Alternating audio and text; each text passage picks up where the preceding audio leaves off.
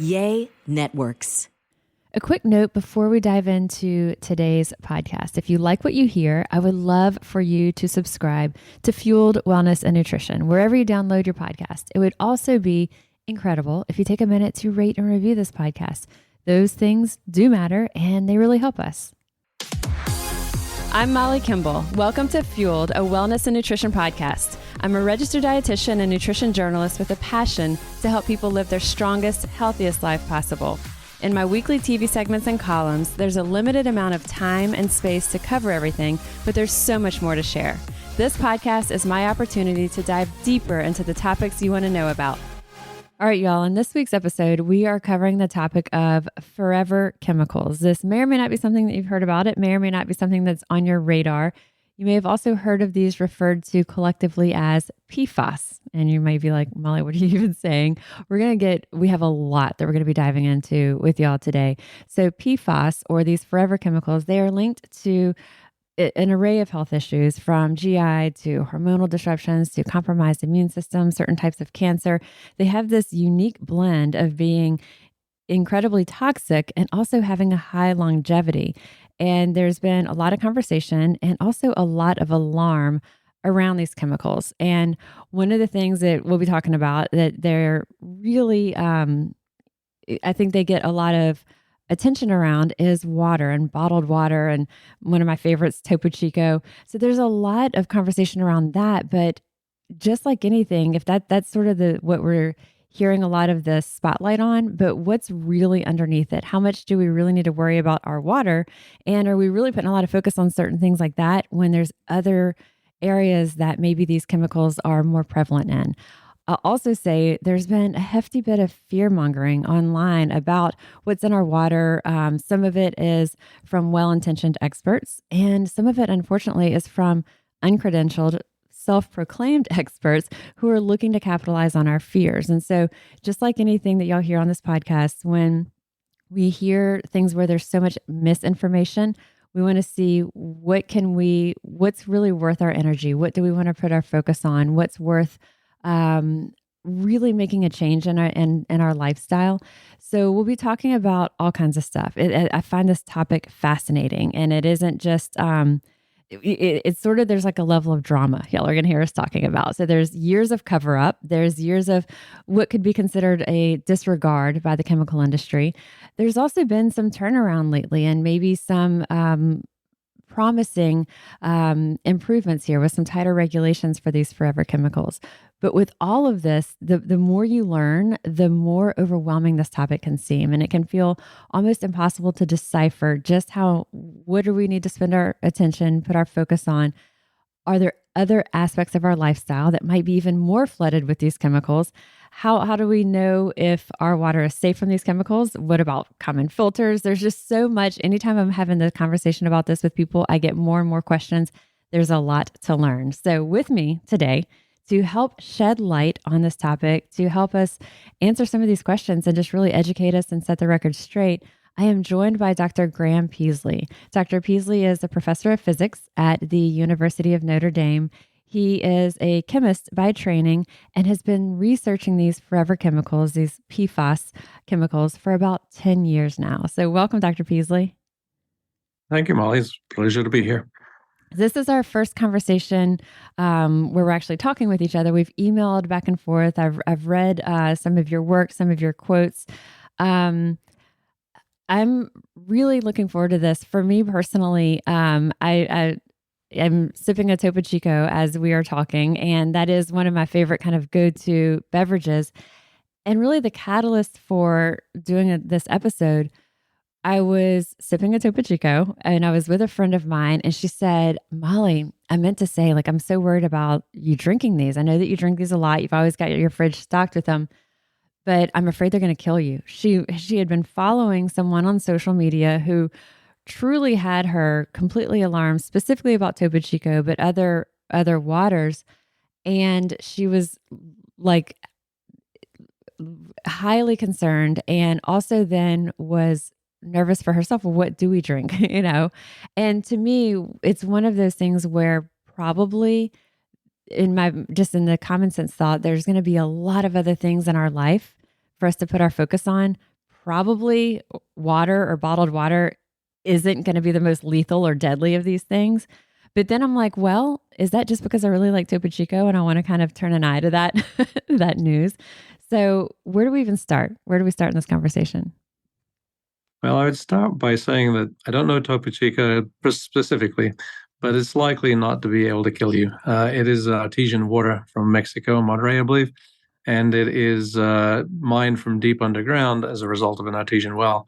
So it is unlikely to have been contaminated by PFAS. So I can't say for sure, but that should rest assured that that's not it's more likely that a car will get you crossing the street.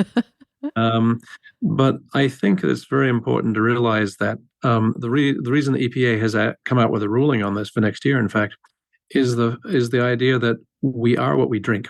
You can see remnants of everything that passes through because we drink several liters of water a day through foods or things like that. We also eat food. So what you eat and drink is an important pathway for what gets into your body. And so the limits have to be the lowest in food and water compared to anything else that you can have. For example, toys with lead in them. As long as you don't eat the toy, you're fine. But there's a contact level where almost no lead should be absorbed because it's very toxic. PFAS are similarly toxic. They are nasty in the sense that they persist. They last forever. They're called the forever chemicals, their moniker. And then they bioaccumulate. So if you eat fish that eat krill, that eat, so we see that biomagnification, bioaccumulation into things that we eat. So even if you're eating grain, it may have been grown in irrigation water that had it. So the concentration of PFAS in water is critical, and PFAS are designed to be water soluble. So that's the problem. They are everywhere, and they get into everything. And most people are exposed to PFAS through their drinking water. So your friend was right to be concerned with water and where it comes from, not just for PFAS, but for lots of chemicals. But PFAS is the one that's emerging to probably be, and not to overstate this, it is probably the largest contamination problem or the most costly contamination problem the U.S. has ever faced. It's also something that I think a lot of people aren't familiar with. As I have been sharing it, that I was, preparing for this and reading and researching and preparing for our conversation, there's a lot of people that I was talking with who are also, they're always looking for staying ahead of the curve and educating themselves on wellness and nutrition. And this isn't on their radar.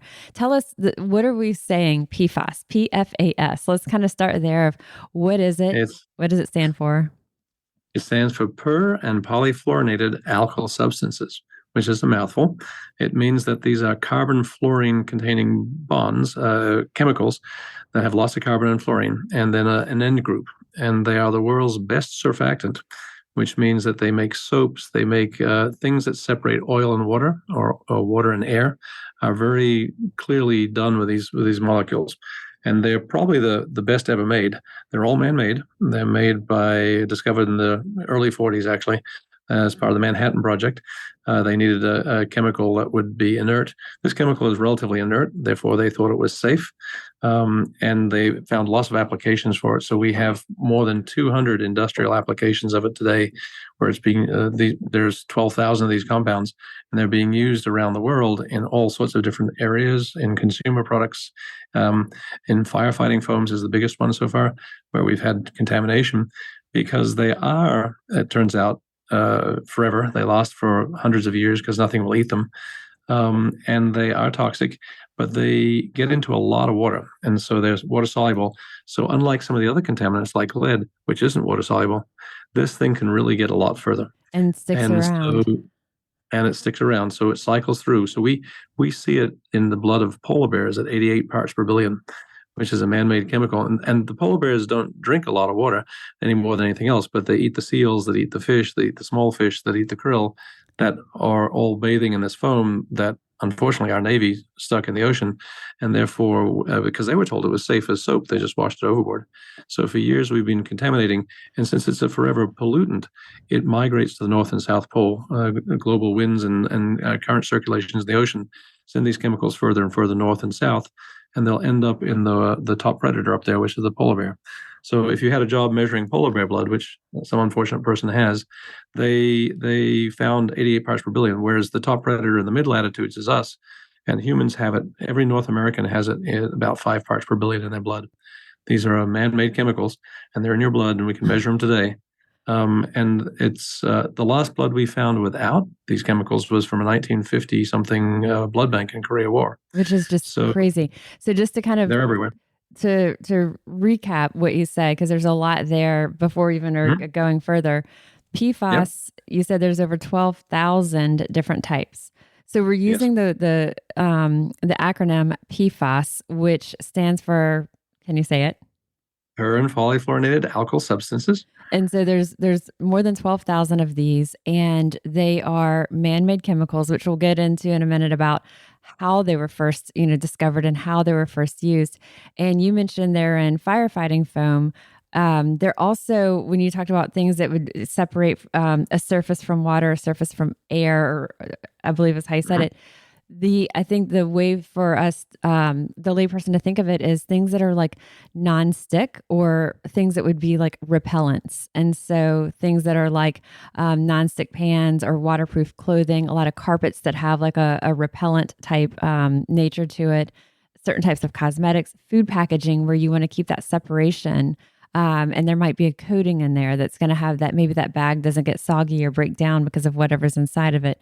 So there's all types of other applications of this that, a lot of times when someone thinks nonstick, they think Teflon, which we'll be talking about in just a minute, but it goes way beyond that. And so you told me, you were kind of jokingly said in the email that, there's a lot that you and I will be covering. You said that you don't get invited back to parties much. Absolutely not. They listen to this and say, "Oh, that's nice, but don't come back." People are like, that Dr. Peaslee. I mean, he had me like, he was tugging on the heartstrings about polar bears, Yeah. Well, the good news is that there are things you can do about it, and there are things you can avoid it with. So I try to empower the listener to, this is what you do.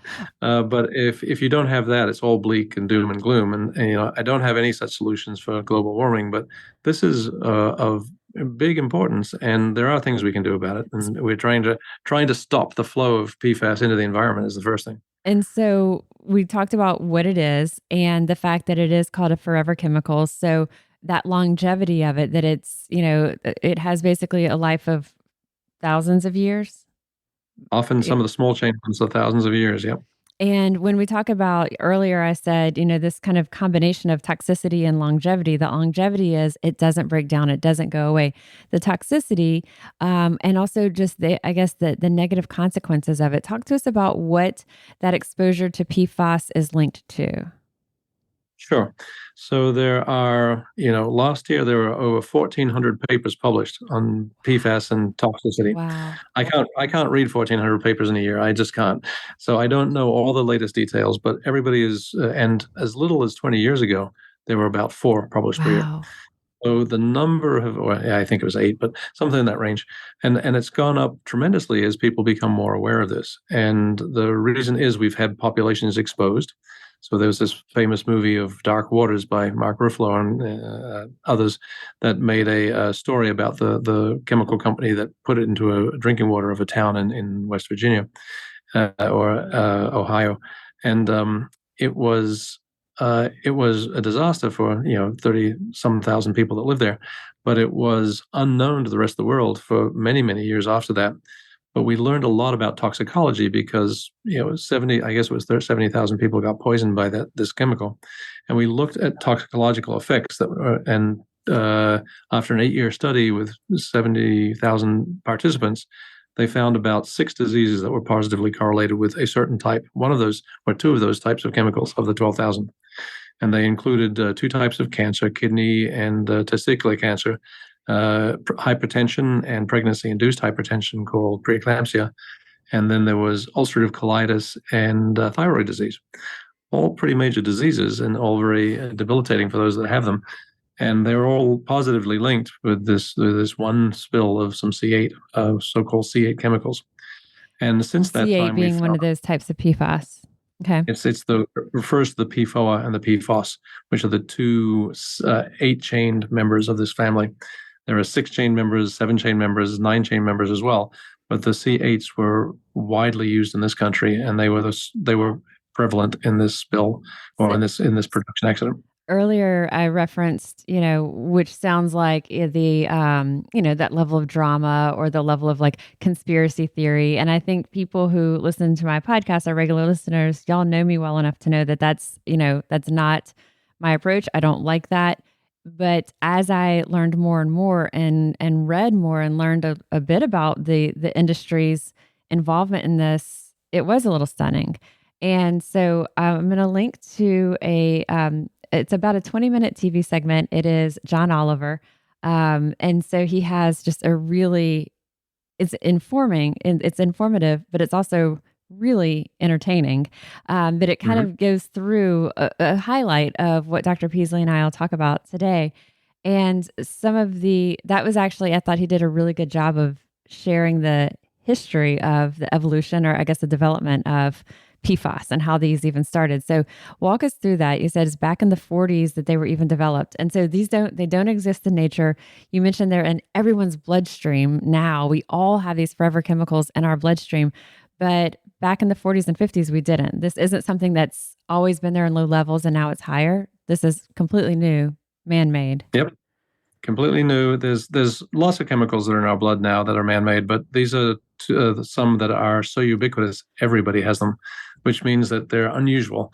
There's usually chemicals you're exposed to at the workforce. There's chemicals you may have been exposed to from a specific item, but it's rare that you have everybody exposed to these. And the only reason is that they're so prevalent that we've all picked them up, and then they last for a long time in your body when you are exposed, and they accumulate in your body just like the animals.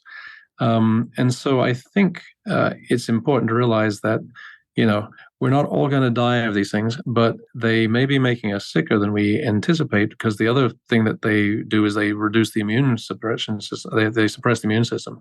So that means you're open to any susceptible disease that can take advantage of a suppressed immune system. One of the things that I read recently was reduced response to vaccines also. That's just what you're saying. Yeah. So it's all of this, it may not be something that someone says, I'm having this reaction right now or this adverse effect, and it's directly linked to the PFAS, but it could be sort of underlying some of these chronic issues that people are struggling with. So tell us, how did it even evolve? How did this come to be? The C8, which is the two specific, versions of PFAS that we're talking about. And I'll caution that as we talk about PFAS and we're talking about these, the C8, variants, for lack of a better word, there's 12,000 of these. And so, just because if these two are cleared out of a product, that doesn't mean that replacing them with other types of PFAS is going to be any better. But these are two that have been around the longest, and so they're studied the most. But tell us how they came to be. They were byproducts of an operation in the Manhattan Project where they were looking for an inert substance. They said, we've invented this material that's very inert. I wonder what we can use it for. And it did lead to the first non-stick cookware, the Teflon pan. And so they had discovered Teflon, but it was then marketed as all the things you could use with it. And nobody did toxicology back there. You had a new product and it seemed very practical, and it was a very useful chemical. So it got into everything. And then it widely erupted on the scene as a firefighting foam ingredient. In 1967, there was a aircraft fire off the Vietnam coast. Aircraft carrier, the Forrestal, caught on fire when several 1,000-pound bombs went off and killed 124 sailors. And the ensuing fire disabled a ship for 18 months in dry dock. It was a very expensive fire, and the U.S. military wanted to find a better firefighting foam. And just that month, one of the chemical companies, 3M, had come up with a firefighting foam made from this that worked better than any others. And it really was a superior product. And by the end of the year, the Army and the military had a contract to make as much of this as they could for all their deployments. And every base in the United States has had this firefighting foam used for all sorts of jet fuel fires or diesel fuel fires for 60 years now. And in the military, they practice every day. Those guys are out there practicing in case they do have an accident. And they have more accidents than not because they fly a lot of planes and such. But that means that the company that made it told them it was safe. And it certainly seemed safe. It was inert. It didn't react with very much. Oh, it's the perfect chemical, except for the fact that it got into the water. And then in low concentrations, the Teflon itself didn't go away, but the materials that wash out of it got into our water, and the materials that washed in the firefighting foams were water soluble, got into our water, and you drink them. And lo and behold, drinking these things, even at very low concentrations, meant they built up in your system. And then there were health effects that we're now beginning to discover. And very good point that you made. There are 12,000 of these things. We've studied 2 and maybe 6, if you add a few other common ones, quite extensively, but we haven't studied the 12,000. And there's no way to do that on a budget that I know of. We're going to have to wait years to get all these studies done. And each of these studies is multi-year studies. The C8 one was an 8-year study of 70,000 people. Cost a lot of money, and there's nobody paying money to do these studies very often. That was an exception because it was from a lawsuit. But I think that we have learned that many of these chemicals have similar properties. So the precautionary principle is that all these chemicals are toxic. It's just a question of varying degrees. But the replacement of these C8s with something we call C6 turned out to be a very regrettable substitution, because those are even more water soluble. They're probably just as toxic, if not more so, though they last a little less in the bloodstream. But they you use so many more of them in products to get the same surfactancy that it's distressing that we made such a small leap. We should have just gone away from this type of chemistry in the products. And it wasn't easy to give it up because it is a very profitable chemical to make, and it works very well. So kind of going back, so there was the Manhattan Project. They had this substance that they said, okay, this is really fantastic. 3M, who, a lot of people think of 3M of like the sticky note company, yes. But 3M had, there are no PFAS on the sticky notes. You'll be happy to know. Okay, that is good to know, which is also stunning. Maybe there used to be, who knows? Now they're probably trying to separate themselves, I would think, from the PFAS as much as possible. But so 3M had this compound C8, which was these 2 types of PFAS, as I understand it, and that was then sold to DuPont, who used this to make Teflon pans. And, it was like, oh my gosh, like we've got this nonstick cookware. This is like the best thing ever. And from what I've read, and, this, I guess, this is where I don't want to have the hearsay, but from what I read and what I understand, the warning to DuPont was, hey, don't dispose of this don't put it into the water supply. Don't dispose of this into the water supply. But it happened. And so that is part of where there was maybe a lack of oversight in this. And so that did get into the water supply through the DuPont with the Teflon. But then also you're saying that's one element that it got into, where the plants or the factories were with this. It was, going into the water supply in that space. But if you have, the military using this and then dumping it into oceans and other waterways, it's going into water in all ways. So we could point a finger at DuPont for Teflon and such, but then it's also a very unintentional, exposure into the water supply. So that's all through there. And so that was starting in the 40s into in the 50s, 60s. Yep. You mentioned that one of the things that I read was as the companies were trying to do some studies on it and to see, well, what are we seeing as far as adverse effects of people who do have higher levels of these PFAS in their blood? They were looking for group to have that control. So let's study people with PFAS in their blood, and then let's compare it to people who don't have it. And they literally could not find anyone.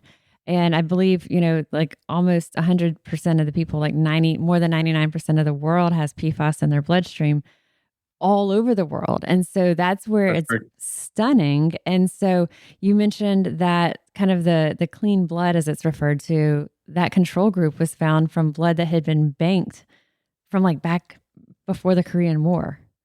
Exactly. And so that's like the difference of that to now is what's just like stunning of when you look at these chemicals and just how insidious it is. Yeah, it's exactly right. It's insidious, but there's lots of examples. I mean, they used to put lead in gasoline and paint. They used to put a DDT was used as a wallpaper because it gets mosquitoes down in the children's bedroom, which is not a good place to put DDT. But that was in the 50s. A lot was a lot freer there, and I think the companies in good intentions in the 40s and 50s made this wonder chemical. Right. They didn't have a lot of toxicology to consider back then. Nobody ever paid attention to that. We had asbestos lining the schools at that point. But very quickly in the 60s, it became apparent that the female workers on the assembly line were having birth defects and that were producing this chemical in the Washington Works in DuPont. And they were removed, and they knew not to put women that might become pregnant in the production line. But they forgot to tell anybody else until 2008. So that's where the oopsie comes about. If you knew this in the 1960s and you didn't tell anybody for 40 years, that's on them. We also discovered that they had discovered that everybody was in their blood in the 80s.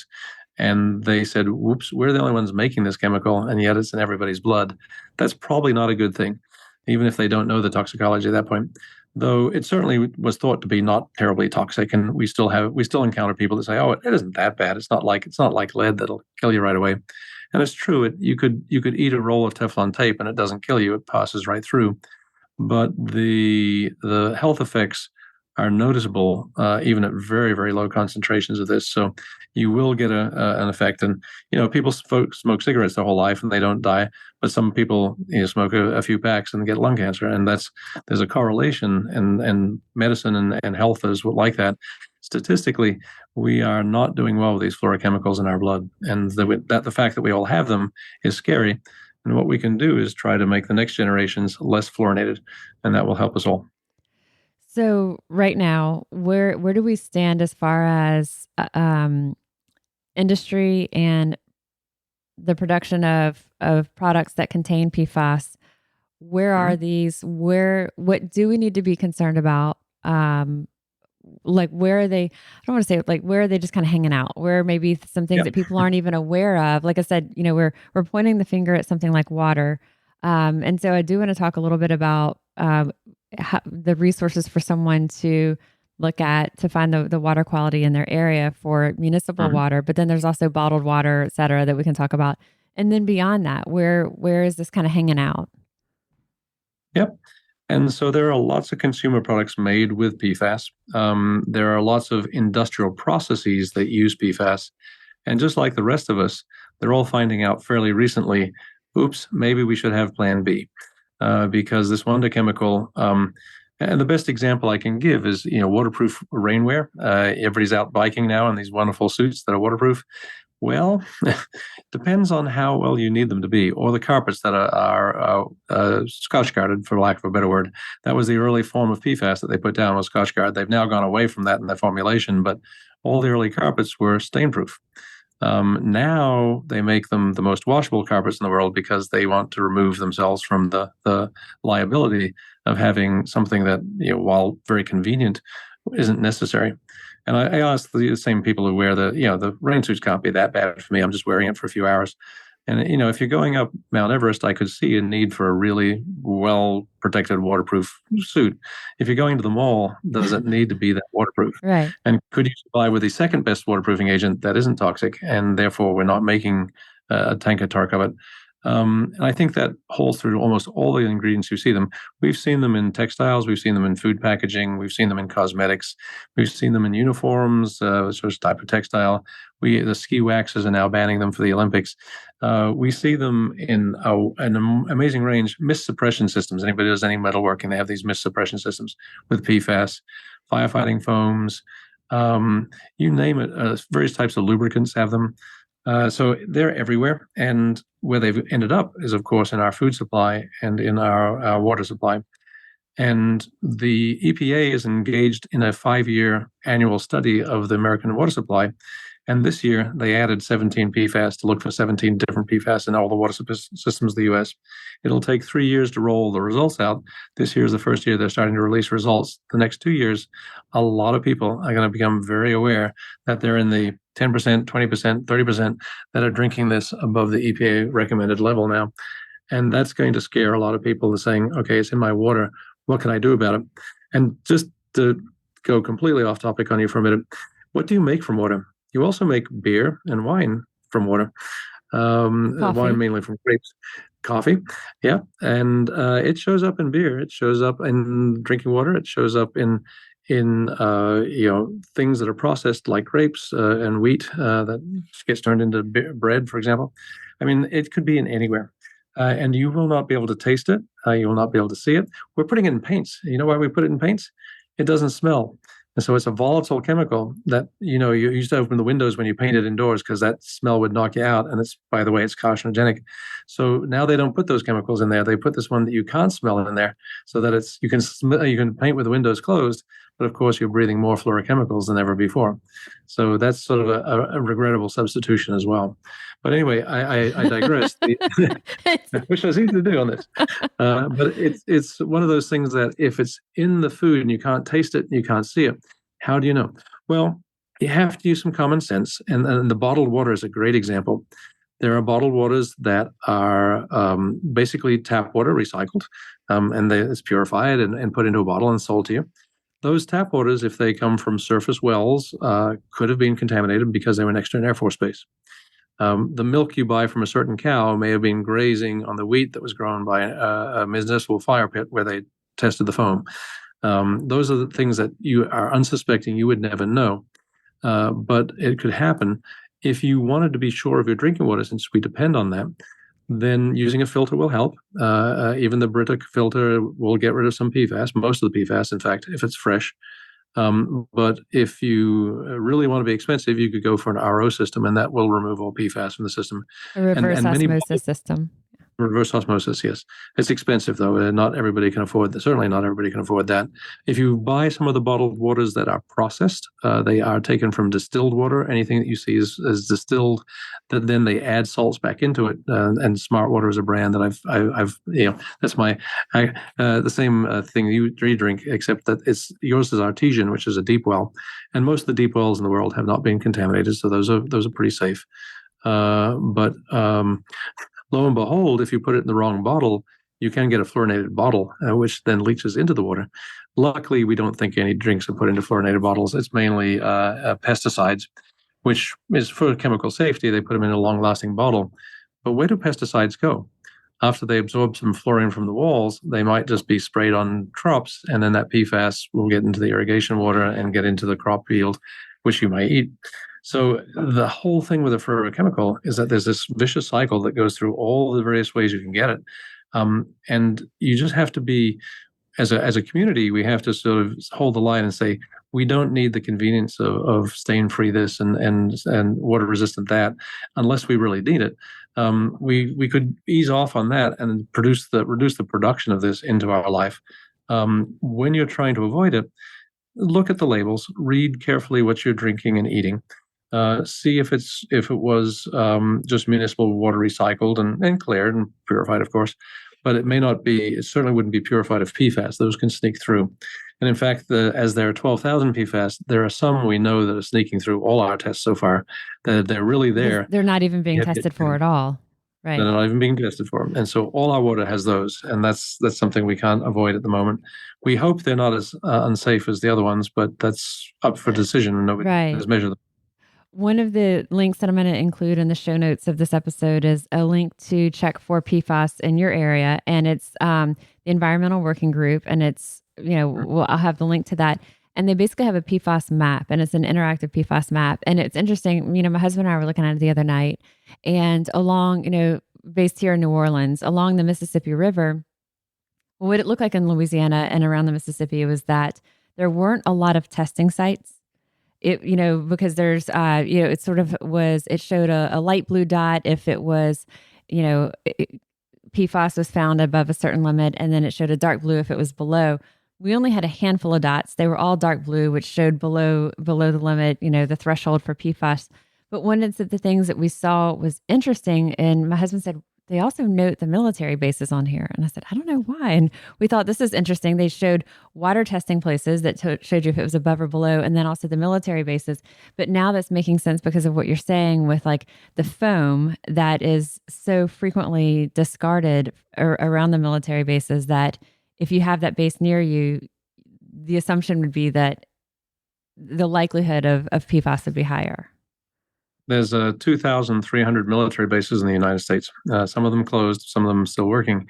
All of them used PFAS at some level. Right. And the military is very keenly aware of this. They are working hard. They are, in fact, the biggest funders for us trying to clean it up and figuring out how to measure it, because they are concerned that, not to their fault, they did business as usual. They were told this foam was so safe. Nobody told them that was going to seep into the groundwater and then contaminate the communities around them. And so there are lots of poisoned communities around the world that are not very happy with the military base, both American and foreign militaries, that use this foam. And they are trying hard to identify where it went, and they're spending significant amounts of money to try and find it. But that means that a lot of military families were exposed. Oops, happy Veterans Day. And that means a lot of communities that hosted the military are also being poisoned, both here and abroad. And that's unfortunate. We're working hard to try and find a technique that we can rapidly measure it, and then they can clean it up quicker. A lot of people have got ideas how to clean it up. Very few are working it, and that's the difficult part. So when you look at that map, do a good exercise and look at the border between, say, North Carolina and Tennessee, or between Michigan and Indiana. It's wild. You can't even distinguish between the dots. They're so tightly packed there. And what that means is those states, North Carolina in particular, Michigan in particular, New Jersey in particular, and several of the New England states, and Colorado, you'll see, have started looking. And they've said, I wonder if we have PFAS. And they've had initiated studies from the states to go out and measure it. In Michigan and in North Carolina, specifically because of a chemical spill or a chemical reaction. Or there was an Air Force base in Michigan that came under a lot of study. Michigan was the first state to tell the Air Force that they couldn't do that. And the Air Force said, too late, we've already done it. And Michigan held their toes to the fire, and they actually got congressional looking into reopening the cleanup of that base. And then simultaneously, the shoe company that did Hush Puppies put a lot of PFAS on them, and they neglected to tell anybody where they put their waste. And there was 400 homes poisoned around Granville, Michigan. And those people had some of the highest recording levels of PFOA in their blood. And so this was, a couple things, and Flint water crisis, which was lead, hit the state at the same time. And so PFAS became a household name in Michigan. And they have addressed it by studying all their water supply systems. Very few states have done that yet. North Carolina had the Cape Fear incident, where 300,000 people have been drinking PFAS, courtesy of a Chemours plant, which is a DuPont plant subsidiary. And they made materials there for years, and there's 300,000 people drinking it, and the state has put $7 million into studying it all, which is a large sum of money to start studying the health impacts. And they've put some restrictions on that Chemours plant. And if you look at other states, you'll see them beginning to study. But right across the border, Louisiana and even Mississippi, I'm afraid, have not started to study. And it's just been utilities that have been required to test their water that actually the dots show up. Not all of them have been required to test, and it's only a couple spots. It doesn't mean that this PFAS read the sign at the bottom and said that they're not going there. They are just not testing for it yet. And as we learn more, we're going to see a lot of people drinking it, unfortunately. So when you're looking at a map like this, and it's the website is ewg.org/PFAS map. And again, I'll link to it in the show notes of this episode.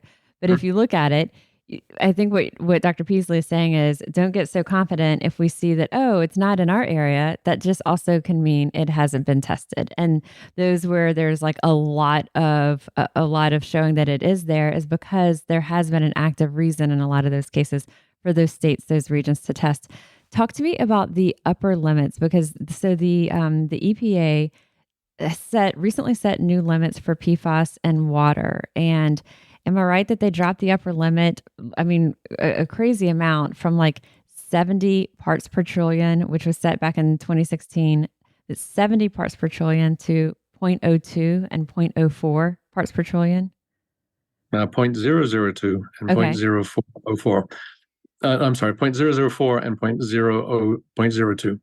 Yep. So 20 and 4 parts per quadrillion, actually. So those are incredibly low, lower than any commercial lab can measure. They had to do it with very specific devices to get down that low. And they actually are extrapolating from data. But those were called health advisory levels. Right. And so this is based on health reporting. If you are, and one of the reasons that you choose drinking water is that you are exposed to a lifetime effect of or drinking all that water, and it's something you consume more of than anything else is water. And so they set the level as low as reasonably safe, and the health advisory level is set on where they see cancer cell, pancreatic cell cancer lines change at those very low concentrations, and they extrapolate down to where they'd see no change. And those numbers turn out to be below a part per trillion. It's actually a hundredth of that in some cases. And so they can see effects that affect cell lines at very low concentrations. And the EPA dutifully reported what those concentrations were. And everybody said, this must be a joke. How we can't even measure that. And the answer is, it's not a joke. That's where we think the danger exists. But now what we were waiting for was the other shoe, which came out this year. And that was the EPA has now taken upon its mission to introduce the first health, not a health advisory level, but a regulated contaminant level, a regulation. The first new regulation on drinking water in 23 years has come out, and it says that we are going to measure PFOA and PFAS at less than 4 parts per trillion in a drinking water supply. And that's way lower than 70, and very ambitious of them because nobody has set it that low before, except for some individual states.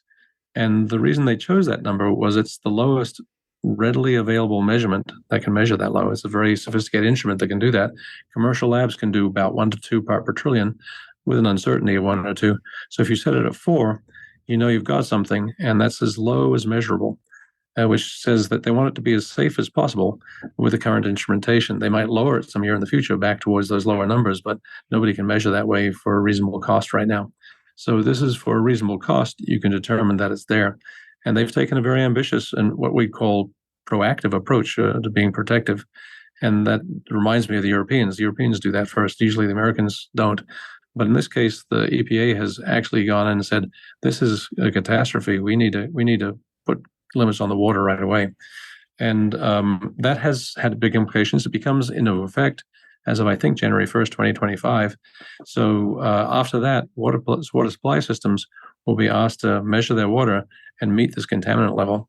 And if they can't, they're going to have to go back upstream and see who's polluting it and then charge money for where they're going to get fresh water from.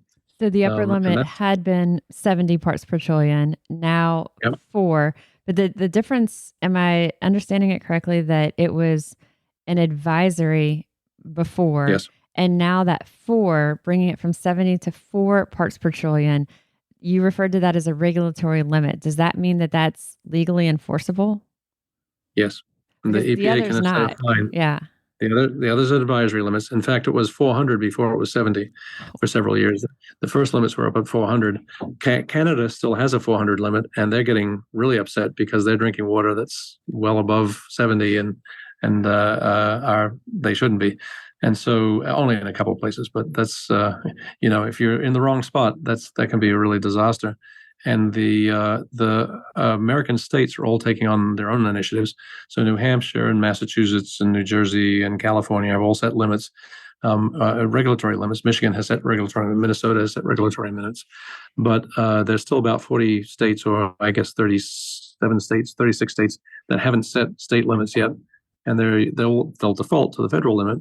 And the federal limit being low means that the states have a much easier time. They can just say, okay, we're going to adopt the federal level and keep things to it. And what that means is that the drinking water providers have to find clean water. And that's going to be costly for them. And it's going to be an issue for the consumers when you find out, well, we're drinking some number above what we're supposed to be. And it's going to cost money to clean that up. There's going to be a conflict as to who pays for it. And for example, 3M, in its magnanimous nature, offered a $10 billion settlement to help protect from the contaminated water that their company had caused. $10 billion sounds like a lot of money, but up until that point, 3 states had sued, and each had gotten $900 million in damages from 3M, and there's 47 states left to go. So I think there's about 47 billion other states that are going to come after them.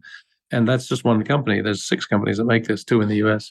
And I think that, that just tells you what the estimated cost of cleanup is going to be. It's even higher. It's in the hundreds of billions of dollars, and nobody can afford that right now. We need to, it's going to be done over many years.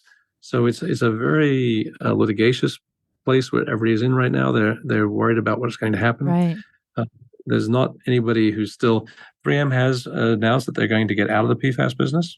It was a long time. DuPont has not. I mean, they've just spun off Chemours so that Chemours will do it, but not them. Which is a similar product, different company name. Exactly. Right. So they've taken over the main manufacturer of all this stuff, and it's still safe according to company literature. And so it flies in the face of all the scientific evidence we have. And so it's a question Which has as to be to what infuriating to you as a researcher. I understand. Again, most companies will do the right thing when they have an ethical choice to make, and most will end up being able to stay in business and still make good choices. Some companies, don't blame the whole company. I mean, it's just a few individuals that is making decisions that probably aren't justified. And in this case, I think PFAS is not a very justifiable. It is such a toxic chemical and so prevalent that we have poisoned ourselves for generations to come. It will go away when we stop using it, and there are probably some essential uses that some people can find. But if we make a bottle or two over the year for a weird form of eye drop, and we don't make it every day, the latest thing I heard was they're making waterproof swimsuits. So why? Because you can go from the pool to the bar without a towel. That'll make it much more convenient for us. Priorities. Exactly. So if you think about the use of chemicals to do that, why are we building chemicals to do that sort of stuff? Right. Things that are just completely not a necessity. So the EPA, it had an advisory, and an advisory differentiating that from like an actual regulatory limit. It had been in the 400 range, then it was dropped to 70 parts per trillion. Now it is dropped to 4 parts per trillion for that specific regulatory limit, which means it is enforceable. And that you say will go into effect early 2025. So just over a year from when this will, this podcast. About a year from now. It has that's for drinking water that would be municipal water, like in our water supply, and bottled waters? Bottled waters are a commercial product, and I don't know if they fall under the same guidelines as municipal water, drinking water supplies. So bottled water is rarely considered a drinking water supply because people other than you don't live off it. They actually drink other water as well. So I think it's only the municipal water supplies. I'd have to check somebody on that. I don't. But I think that there's a lot of people testing waters now, though there's so many bottling companies, nobody knows exactly. But I think that there will be potential for a private company to bottle water. They would be liable by the EPA law. So even though they're not providing drinking water to a community, which is what the regulation is aimed at, if you found a company that was taking PFAS contaminated water and selling it, then the lawyers would go after them and say, look, you're violating California state law or federal mandate now. And that would, I think, prevent companies from selling it once that law takes effect. So there will be some regulatory action on drinking water alone, and that will probably extend bottled water, but not directly. The companies can still manufacture it, but if the lawyers can come after them, and that will encourage the companies to check themselves and prevent doing that. And so with that, talk to us about testing, where if someone says, well, how would I know? And testing either the products that they are consuming and or testing our own blood. What are the different options? Is that even something that you would recommend if someone has access and can afford it? Or is it a waste of our time? Well, if you have children, you do everything you can to protect them. And so a lot of people that have the means are trying to protect the next generation. For myself, I'm old enough not to worry about what I'm going to eat and drink. I have switched away from using fluorinated things because it's a personal choice. And it turns out I can cook on a non-Teflon surface, a ceramic surface, just as well. Who knew? Right. But then there are personal choices of if you got your blood tested and you found out they were in your blood, what would you do? Well, there are certain diseases you could look out for. And so for firefighters that have been exposed to AFFF, the firefighting foam, I'm recommending that they do test their blood because they have a greater risk of having been exposed to either the firefighting foam or even their protective gear has PFAS on it. And so nobody knows why, but firefighters are going through cancer rates at double the rate that the non-firefighters have. And if it was related to PFAS exposure, which it could be, though we don't know that, they're also exposed to carcinogens in the smoke, but they usually wear breathing apparatus now. So it's not clear where they're getting their cancer rates from, but anything we can do to help them and switching away from PFAS in both the foam and in the gear would be a clear next step. And for them, I think occupationally exposed would be a healthy thing to do regularly to see their PFAS levels, to make sure they're continuing to drop, and be alert for it's very both ethical and cheaper to catch a stage 1 cancer than a stage 4. And so if you're not testing and you're not looking for preconditions for cancer growth or other diseases, then it will be much more costly later on, both in personal terms and in terms of financial costs. So I think there's all sorts of arguments to test one's blood. It's expensive. It used to be $800 a test. Now it's down to $300. A company has come up with a pinprick test instead of a venous blood draw. And that's easy to do. You send it, you do a card at home, you put a blood drop on it, you send it off, and $300 later and 6 weeks later, you'll get a report back. And the reports used to be gobbledygook. Now they're a little more readable.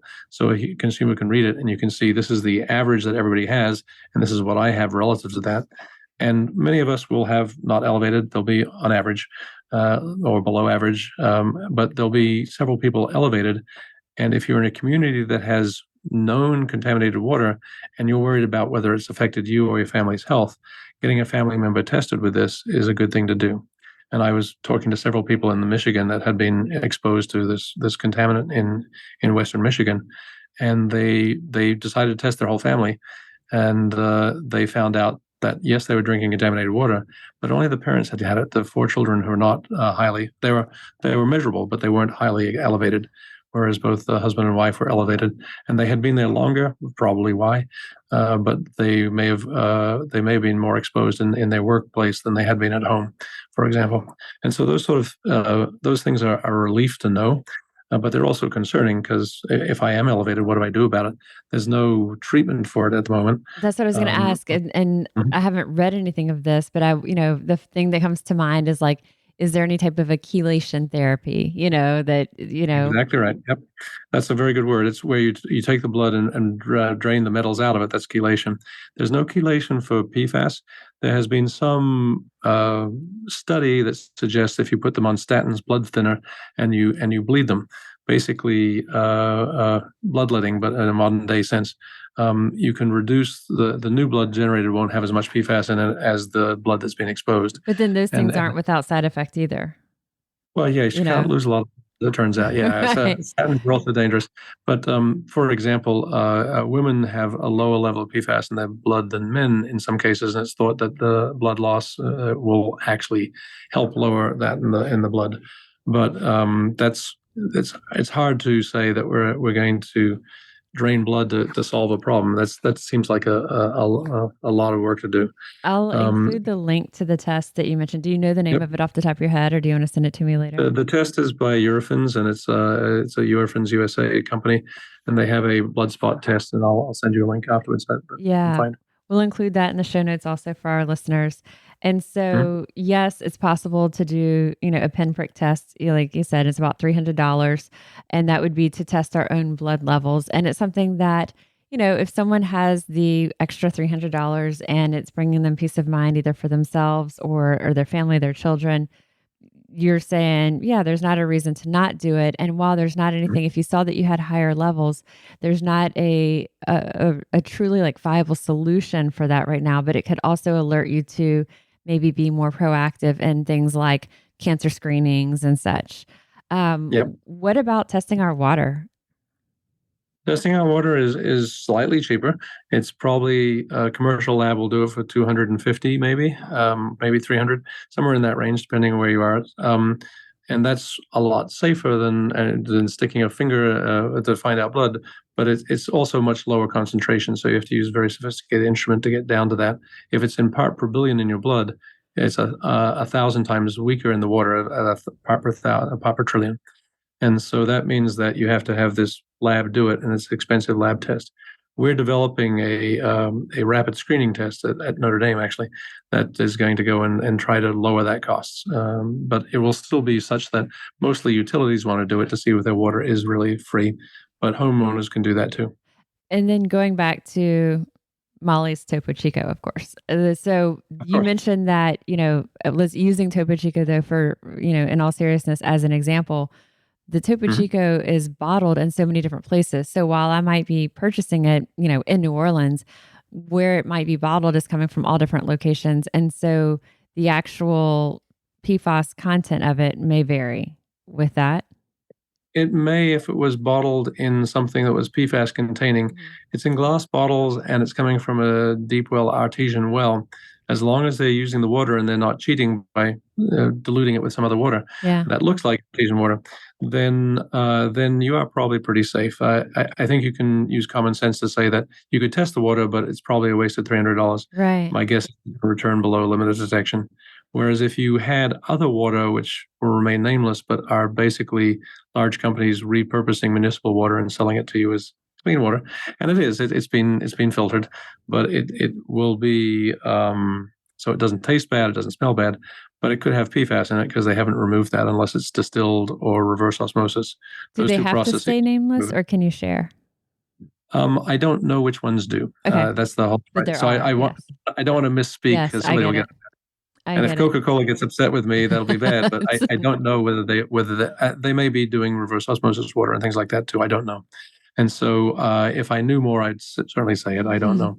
And And so speaking Mhm. of that, there's a link that I'll put because we've been like Dr. Peaslee said, he doesn't get invited back to the parties, but we do have a list. There's something called the Green Science Policy Institute, and they Yep. have a list of brands that are confirmed PFAS free, which I think is really Yep. interesting. It's a good approach. Yeah, It's a group in California that has done a remarkable job stirring up.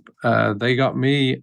They alerted me to the presence of PFAS at one of their workshops, and so that's where I first learned about it. And really. they've done a beautiful job. Yes, Arlene Bloom is a force of nature out there. She's developed the Green Science Policy Institute. She's a mountain climber, and she says climbing mountains, the 8,000-meter peaks, the Mount Everest and such. She's tried a Mount Everest ascent, and she's led an all-women's team up Mount Everest. They didn't succeed, but it was a remarkable feat in the 70s. And she is now back in science, and she has led a whole team of people to educate other people about the things that are of concern.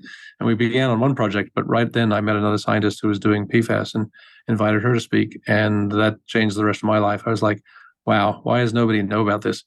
And it's been good for me. I mean, I've been very productive in this area, and I've learned a lot. And now my job is to educate as best I can, and that's what I'm doing here. I'm trying to. You guys can put it in much more direct terms than I can. You speak more clearly than I do, and it's to balance alarm with rational. What do we do about it, and how do we solve this? And I think everybody will take some measure of, what does it mean to me? Did I grow up on a military base? Am I drinking water from one? Am I eating fish that may have bioaccumulated it? And this is New Orleans. It's a great seafood place, right? I'm going to be there in March for a conference, and that's one of the things that I look forward to. But now I'm rethinking how many of these seafoods I should really be eating, even though seafood is healthy for you, as you know. But it's where does it come from? Is it from a fishery that uses fish food that has PFAS in it? Those are concerns that we have in our food supply, in our drinking water, and God forbid our beer. I mean, it's an American dream here right now, and so this is the place that we want people to test. I don't think it's up to the consumer to do that, but consumer watchdog groups will, and Environmental Working Group and Green Science Policy are two of the best. There'll be others that will be out there trying to try and find it, and litigation will actually help many of the companies find their own testing, and that'll be the threat of it will actually drive the U.S. Europe will regulate. The U.S. tends to litigate, and instead, so the EPA has done something remarkably brave at this point, being proactive and trying to get these levels down. And now that they're there, people will start looking. And I hope we don't find it everywhere. That's maybe my biggest dream is to wake up and say, okay, only a few people are getting it. But my concern is that there may be 20 to 50 million people drinking this in the U.S. That's scary. Right, right. And so if a company is, making changes in their production so that they're reducing or, dropping it under that allowable limit, is Yep. reverse osmosis, is that the kind of the gold standard for reducing it? That's what not many utilities use reverse osmosis. I know that there's a one in Orange County that does. It's a big one, but most of them do not because it is a very expensive technique. There are better ways to clean it up that's cheaper Okay. for most chemicals, but most of these cleanup methods for PFAS don't work. So that while the Brita filter works on the long chain PFAS, it doesn't work as well on the short chain. So there are some PFAS that get through, and so you have to replace it fairly frequently because it says it'll last a year or whatever it is, and it turns out with PFAS it doesn't quite last as long. They're So there sneaky little are guys getting in there. Yeah. yeah, it is nasty stuff, and so they do their job well. They remain as soluble as they can. And one of the best ways to filter them, and this is sarcastic, is to say, have people drink it because that'll take it out of the water. But then, that's not a good way to solve this. I mean, we need to find ways, and there are engineers working hard on ways to sequester it and to destroy it. But it's very expensive, and we don't see a solution to that that's going to be practical in the long term. So the best thing we can do as scientists is to try and warn everybody that this exists. It's serious, but we can stop using it on, every blessed Surface. item that we have. Right. Yeah, every surface that we have is becoming stain free and da da da da da. Maybe we go back to washing our clothes a little bit more often and having a stain free shirt. I'm as guilty as the next person is eating fast food, and then like the luxury of not having the grease stain through. But I do have a washing machine, and that Right. I can correct for that. Whereas I when we take that food wrapper and it's got PFAS on it, I don't eat the wrapper, so I'm safe, right? And in our household, the food disappears. Teenagers eat it in microseconds, right? So there's no danger of contaminating the food. But when you throw the wrapper away in this country, 100% of it will go to the landfill. And in 60 days, that wrapper is completely disintegrated, and 100% of the chemicals have come off into the landfill leachate, which passes right through. There's nothing to stop it. There's no filter system that will hold PFAS, and it'll go into our drinking water and into our irrigation water, both of which end up in our food chain. So everything that we throw away will eventually end up drinking. And that's why we focus on water so much, because that's the recyclable part of our community, or food, which might be even scarier. We would still like to eat everything, but drinking water, it seems harder to address. So looking at sort of kind of our takeaways, there's policy and there's regulations and the regulatory agencies like the EPA who are putting these limits that'll be going into effect in a little over a year for drinking water, which it's a huge turn and what the story is. It's a very big step forward, probably the biggest since you've been studying this, as far as the promise of having a reduction of these. And then on the individual consumer level, yes, you can check your blood levels. You can check the PFAS content of your drinks, but that may be hit or miss. And how many different things are you drinking? Are you really going to spend $250, $300 for every single thing you're consuming? That's a little harder. So again, going to industry, going to the municipal water, and having those regulations put on them that are now going to actually be enforceable is a good thing.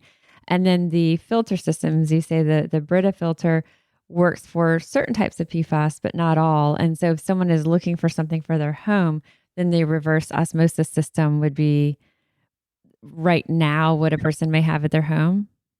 Well, it's possible. You can buy a reverse osmosis system, but it's thousands of dollars. Right, Literally. right. And so I think the $29 Brita filter does a lot of work for $29. Right. And so those are the types of things, practical choices we make. And I think we should all filter our water as best we can.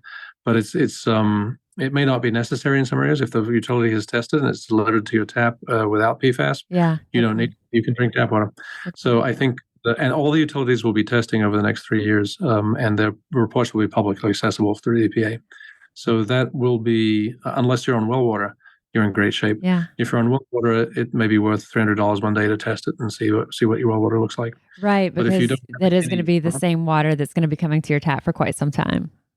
That's correct. Okay. And so I think those are the sort of homeowner type of approaches I wouldn't immediately suspect your water. Hopefully, you're in the part of the country that does not have it in your water, but you'll see in the newspaper the next couple of years, several parts of the country do have it. And that map, you mentioned the EWG map, it's a very good one, and I use it a lot. But I found one I'll also send you a link from the North Carolina universities that have put together not just the ones that we know are measured, but where we suspect it to be. And so they take every Air Force base and they take every known municipal wastewater treatment plant, which is a known source. And then suddenly the map looks very different. It's more or less, you can't see the state lines anymore. It's completely blue or red, whichever color they want to make it. And so that's sort of a wake-up map for all of us. It's everywhere. And no matter how remotely you live, you can still be exposed to these things. And for those who are listening to this, that you're in the greater New Orleans area, I'll also include, we've got a lot of links we're going to have in here because there's a lot of content that is hard to hear and wrap your head around it in this one episode. But there's a nonprofit group called the Water Collaborative that's, based here in Louisiana. And the executive director of the Water Collaborative happens to be also a colleague of mine, and we've worked on different projects together. Separate from that, her family is one of the vendors out at Jazz Fest. And so, and so for 2 weeks out of the year, she's out at Jazz Fest working with her family's, food space there. The other 50 weeks out of the year, she is executive director of the Water Collaborative. And so she sent me the report that is, through the state and the greater New Orleans area. And so I'll link to that. And, it looks promising, but like you said, there may be, it may not have the depth of testing that other areas have, but what has been tested is looking, it gives us a little bit of a peace of mind there. So is there anything else that we haven't talked through that you think is important for our listeners to know?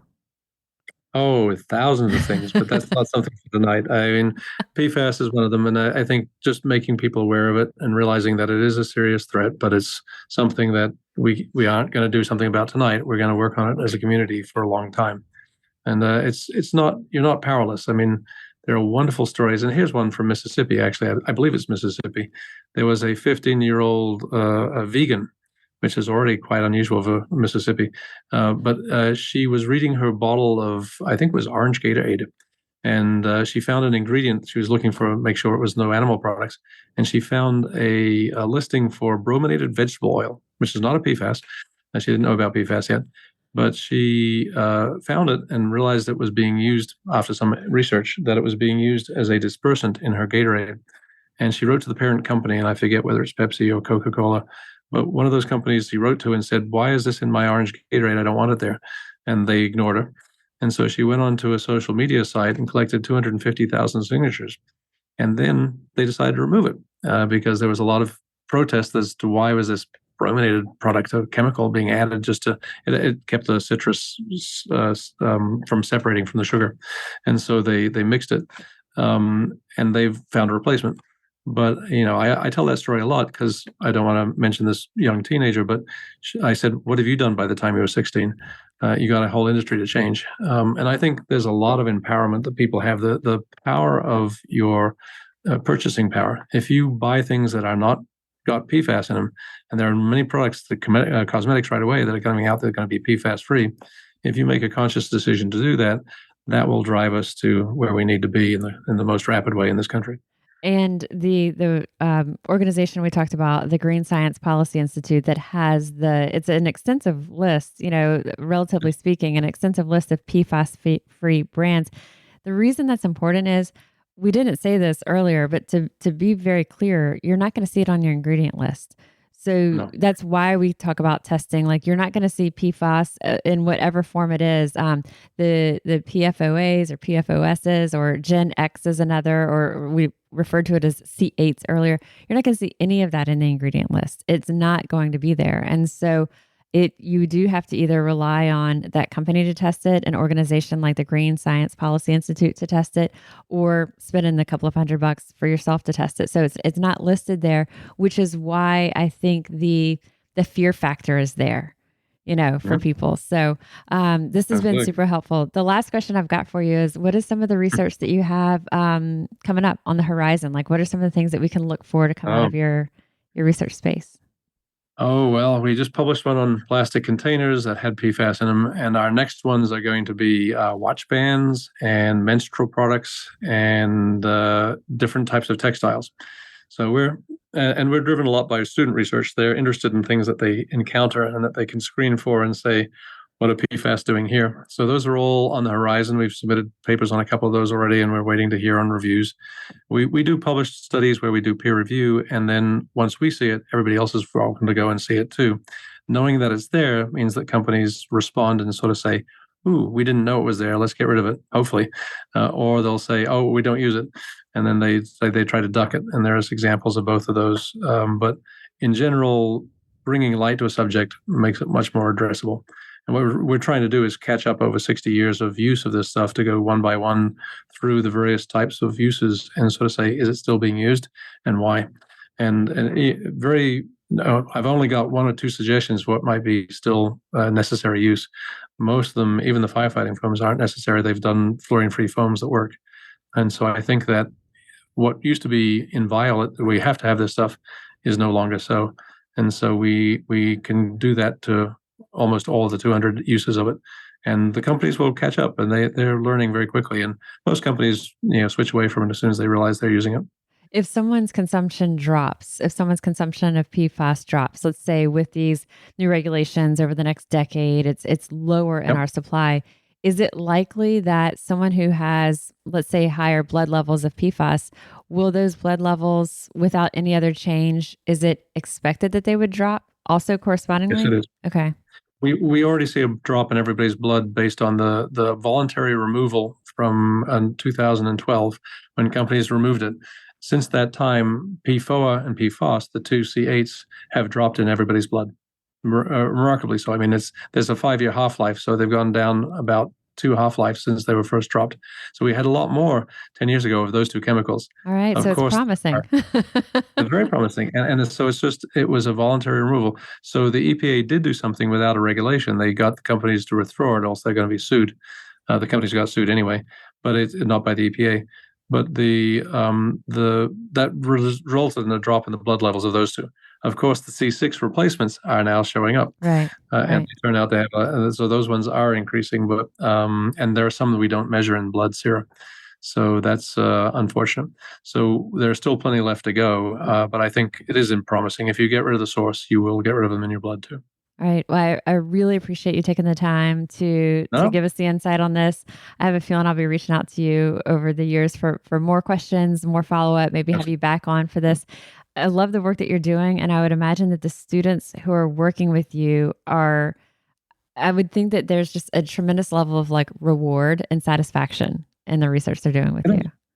Yeah, we sleep pretty soundly at night because we know we're waking up on the right side of the bed in the morning, and that's just you can't replace that.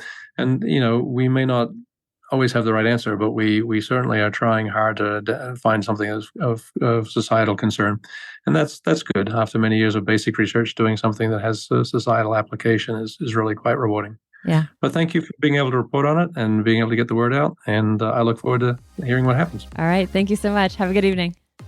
Good evening. Yeah, good luck cutting this down to 15-second sound bites. I don't think you're going to be able to do that. It's great. I loved it. Thank you so much. Thank you, Molly. Good luck. There's just so much there. So I'm so grateful to Dr. Peaslee for carving out the time, sitting down, walking through the science with us.